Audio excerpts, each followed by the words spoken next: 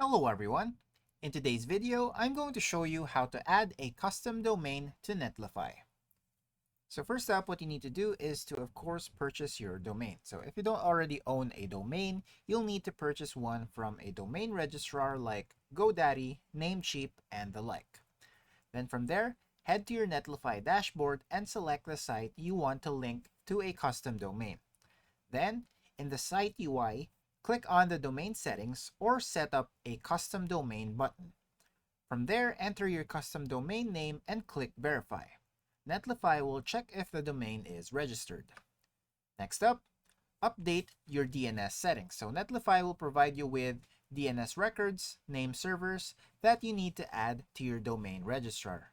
Log into your domain registrar account, find the DNS settings for your domain, and replace the existing name servers with the ones provided by Netlify. And then finally, head back to Netlify and check if the domain has been successfully linked. Take note that this might take a few minutes to propagate.